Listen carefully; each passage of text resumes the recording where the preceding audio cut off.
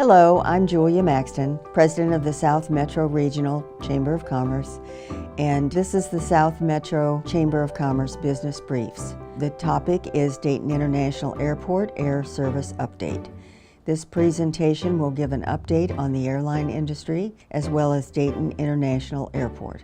It will show the drastic effects of COVID-19 and what it has done to the industry and the airport. This presentation will identify the next steps in our recovery process and why it is important for this community to fly from the Dayton International Airport when at all possible. We will also discuss how the community can play a huge part in strengthening our airport to meet the needs of our residents and our business community. I would like to introduce Linda Hughes, Air Service Development Manager for the City of Dayton, Ohio at the Dayton International Airport. She earned her BS degree in Business Administration and Accounting at Lourdes University in Sylvania, Ohio. Linda worked as a banker for 25 years at various banks in Toledo, Ohio. She then began a 10-year career with AirTrans Airways and later joined the City of Dayton Department of Aviation in 2008. In Linda's main role as Air Service Development Manager, she is in constant communication with airlines, sharing with them the strengths and needs of our community and seeking to bring more airlines and more nonstop destinations to the Dayton market. Linda is also responsible for marketing and public relations for the airport. Welcome, Linda. Hi, I'm Linda Hughes, the Air Service Manager at the Dayton International Airport. I have been in aviation for over 20 years now. How time flies. I started out my career in aviation with AirTran Airways. I became the general manager for AirTran in Toledo, Ohio, the day before 9/11. So it's been flying by the seat of my pants ever since. I worked with AirTran as the general manager in Toledo, as well as Minneapolis-St. Paul, Dallas-Fort Worth, and Dayton, Ohio. I've also worked as Air Service Manager in Providence, Rhode Island. But I've come back to my second hometown of Dayton, Ohio, and started with the Dayton International Airport as Air Service Manager in 2008. So lots have happened in air service during those years, and that's going to take us to kind of reviewing the industry update up to now. So looking back, 2020 was certainly a year like none other.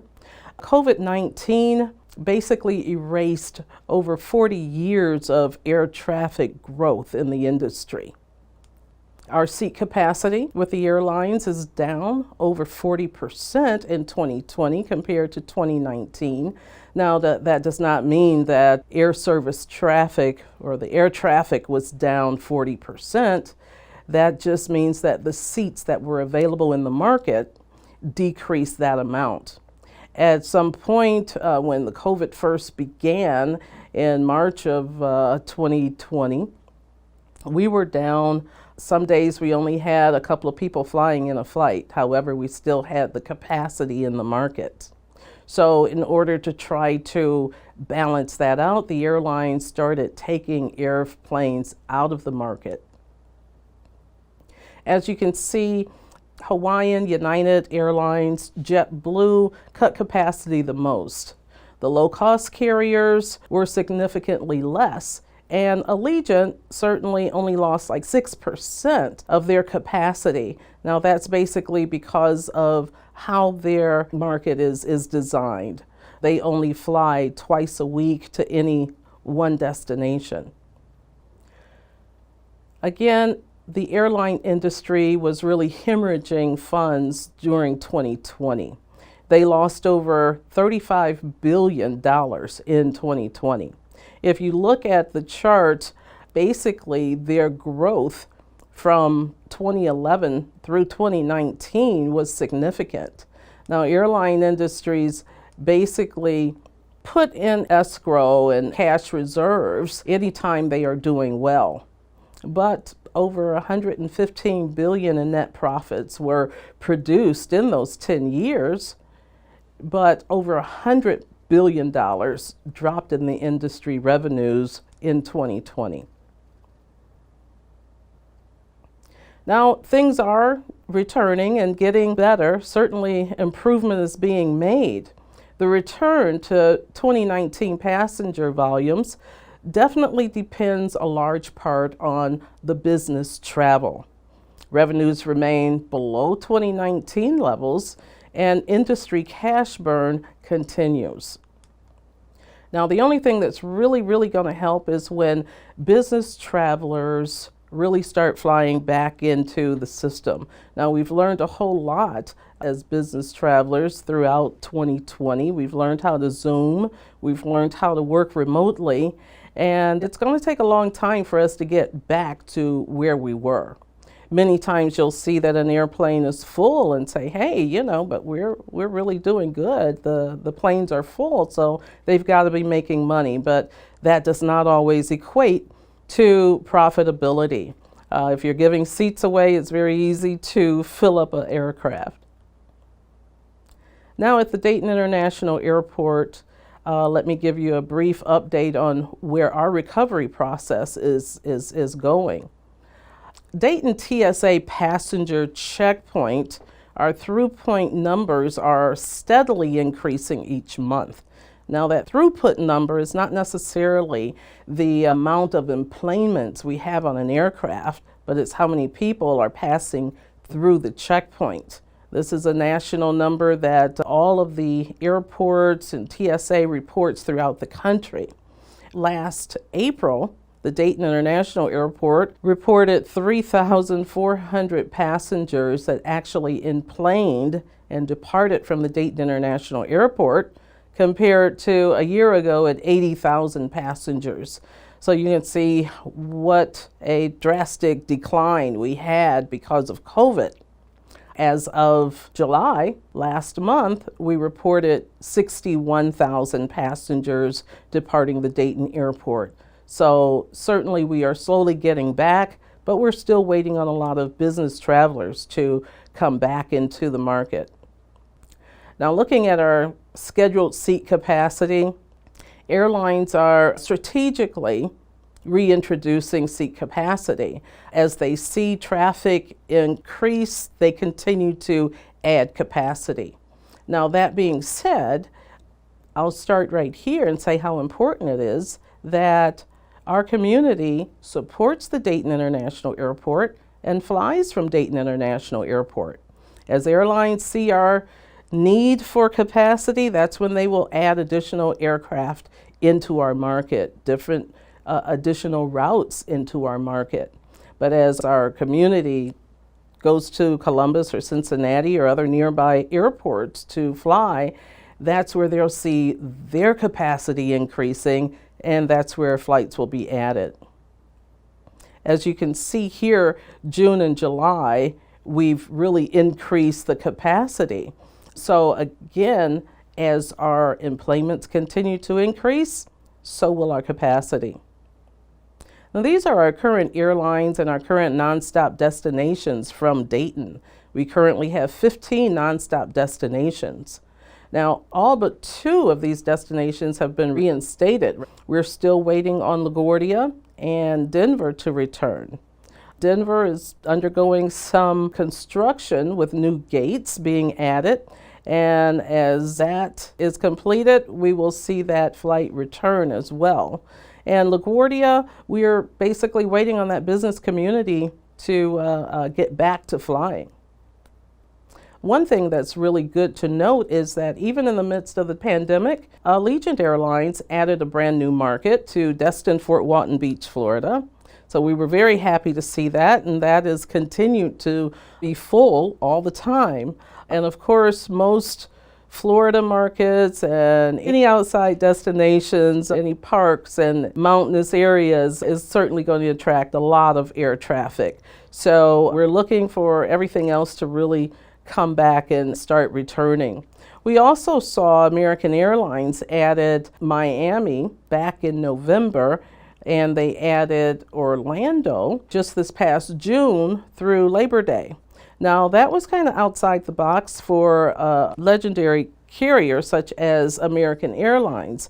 That basically showed that they're thinking outside the box and they're trying to capture some of that leisure travel as well. and those flights have been doing very well. But again, we need the community to fly out of Dayton and utilize these particular destinations so that we can show the airlines that we can sustain this service and they can continue to add more. Now, prior to the pandemic, we had a problem with retention and keeping passengers flying out of Dayton. Basically, we are able to maintain about half of the catchment area of passengers, about 55%. If we were to maintain all of these travelers that's in our area, we'd basically have about 3 million people that would be traveling out of the Dayton area. So again, airlines will follow passengers, and for Dayton to grow, we need everyone to fly local and fly Dayton. Now, this is a chart that was made prior to the pandemic. It basically shows why we need to utilize the airport that we have here. There is over $1 billion economic impact to our community and over 2,500 jobs that are created because of this airport. Over the past few years, we've seen quite a few new companies come into the Dayton area, and a lot of reasons that they come here is because they want to have an airport that will sustain their business.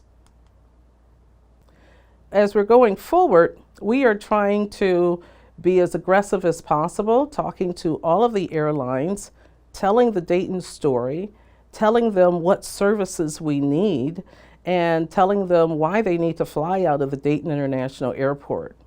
We're talking to our incumbent airlines as well as new airlines. We're talking about adding additional routes as well as expanding on some of the routes that we currently have. Now, one of the things that we have to work with is Jobs Ohio has given us a brand new tool to work with as we're talking with the airlines. They have established the program to help us assist and attract and retain air service. They'll provide funding up to $1 million per domestic route. So this is important. Whenever there's a new aircraft that an airline gets, or a new airline such as Breeze is just entering into the system, we've got 400 airports throughout the country that's vying for that same business. So this is yet another way for us to try to incentivize the airlines to coming to our community. With this new program that Jobs Ohio has established, the community needs to provide a 20% match. So this is another thing that we're going out talking to communities. The airport has a strong local support, and I guess this is what they need to be able to identify, that the community is backing this plan of trying to get this service, and that when the airline comes in, that the service will be recognized and the community will back that. Canton-Akron has been very successful in utilizing this program. They did receive a $200,000 20% match to meet the Jobs Ohio requirement for this program. And here you can see the different sources that they receive these funds from. They actually even received a $20,000 contribution from a private citizen. Now, committing to these funds does not mean that these funds are pulled right away and put into an escrow account. It's basically identifying and committing on paper your commitment to provide these funds if necessary. What this program basically is a revenue guarantee, and it guarantees the airline that they will not experience a huge loss. Now, hopefully and very possibly, the route will come in and be extremely successful. And with that success, they will not need this revenue guarantee, guaranteeing that they will have a certain amount of funding. Again, this is your airport. This is a community airport. So we strongly urge that you fly Dayton With the cost of fuel, that low-cost ticket that you may be buying elsewhere may not be so low cost at $3 a gallon. Your time is valuable, and we are right here in your own backyard. If you are interested in possibly being a part of this Jobs Ohio program with us, please contact me or contact Gil Turner, the Director of Aviation at the Dayton Airport, and we will be very, very happy to give you more details and more information and put you in contact with Chris Kirshner of the Chamber, who will be monitoring this program. The airport is not allowed to be but so involved in such a program, but I certainly encourage you to let us give you more information about this program. So for Business Briefs, this is Linda Hughes, and remember, fly Dayton, fly local.